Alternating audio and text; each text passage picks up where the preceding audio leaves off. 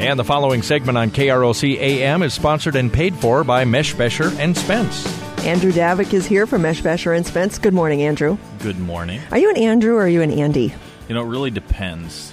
Your depends mom. if someone's mad at me, if they're happy with me. I've got one of those at home. Well, So you do too, actually. And we did it because it could either be Andy, Andrew, Drew, or AJ, his middle initial, and he's just Andy. Oh, I forgot he was an AJ. Mine is an AJ as well. Wow. All right, that's it for Meshbesher and Spence. I Thank you. answered anything. So, All right, what are we talking about today?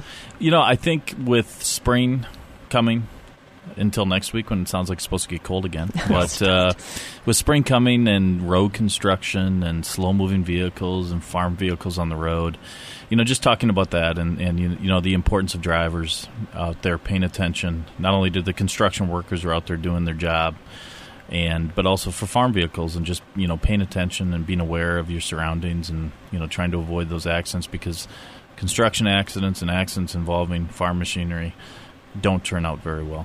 Slowing down, if you look at it, slowing down for 45 seconds or for 90 seconds is going to only get you to your destination 45 seconds or 90 seconds later. But it is such a big deal when it comes to those farm equipment or for the construction workers, like you said. Right. I think people just think they can't slow down even 10 miles an hour. Yeah, and people are always, I mean, unfortunately, a lot of times they're in a rush, and you see it all the time. I mean, Highway 52, if you're going south, especially southbound where it, you know, gets to the, you know, single-lane traffic on each side, and you see farm vehicles out there, and people are passing, they're in a rush. I mean, just take your time and you know, look out for the people around you, and you know those farmers are out there doing their job, and they got to get from one field to the other, and you just got to be patient, and if you don't, bad things happen. And they oftentimes will be over on the shoulder as much as they can to allow you to pass when it's safe, and I know that they understand as well. And when it comes to construction, what is the fine typically these days if you're speeding in a construction zone? You know, that's a better question for Zach, but Okay. I think I know the answer. I know that the fines, I believe they still do double. Yeah. in the That's what I construction thought. zones. They were at least double what a typical one is. Yeah. And I think you run the risk. I mean, one of the issues that you run into with, you know, if you're caught speeding in a construction zone or something were to happen, you know, there's other things you can be charged with. You can be charged with careless driving just because of the circumstances involved. You know, are you operating your vehicle in a reasonably safe manner? And if you're going 25 miles over the speed limit in a construction zone, I suspect that the officer's going to look at it and say, this isn't just speeding. This is a potential, you know, additional misdemeanor type charge because of your conduct. And you don't have to just watch out for the construction vehicles and workers and signs and things, but you have to watch out for the other vehicles that maybe get confused by the construction stuff. Absolutely. And so you're not just looking out for what is on the road, you're looking out for those other drivers too. Absolutely. It happens all the time. We've handled cases involving wrong-way drivers. They get confused in an intersection or they get confused, turned around because of the signage. You know, we've had circumstances, unfortunately, where construction workers have been hit and killed as a result of people not paying attention.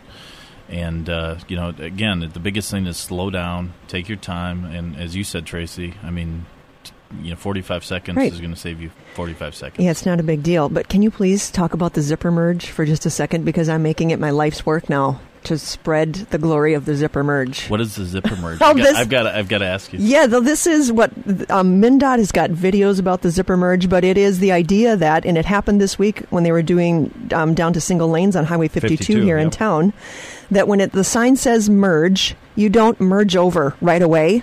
You stay in all of the lanes that are open until you get to the point of merge, and then everybody merges together. You take turns. You zip together. It's just like a zipper. Yeah, I love the MnDOT video on it because they use their traffic cams to show footage of when people don't and when they do and how much faster the traffic goes through there. But it's funny because the vehicles that go over right away, some of them just, glare at you as you go past, but others will try to block you from getting in. Well, and I remember thinking, look, I've been sitting here for 3 minutes, and I'm not going to let you come around me, you Johnny-come-lately, but I get how it works now. The passive-aggressive Minnesotans in us, the idea you are supposed to use all of the lanes. You're not supposed to get over right away. It actually would make it go faster. It goes a lot faster, They've done studies and proved it. So zipper merge. It goes to that underline, just be patient as a driver and don't get worked up over small things. Exactly, it's not a contest. And you don't want to have to be in a situation where then they have to call you and say, help, Andrew. Right. I did something really stupid because I was impatient. That's when they use the word aimed at Andrew. That's when you'd say, that's right. I need your help, Andrew. Or you can say Drew or Andy. Whatever works. How can people reach you at Meshbesher and Spence? You bet. The easiest way to reach us is give us a call, 1-800-845-1021. That's our 1-800 number if you're anywhere in southern Minnesota, obviously. Or go to our website, www.meshbesher.com. Or can stop by and see you. Or you can stop by and see us. We always like that, too. Across from Beatles on 2nd Street. Across from Beatles on 2nd Street, absolutely. Good lunch. Good lunch option for you guys. It is. It's easy. Nice. It's close. All right, thanks. Nice. It's close.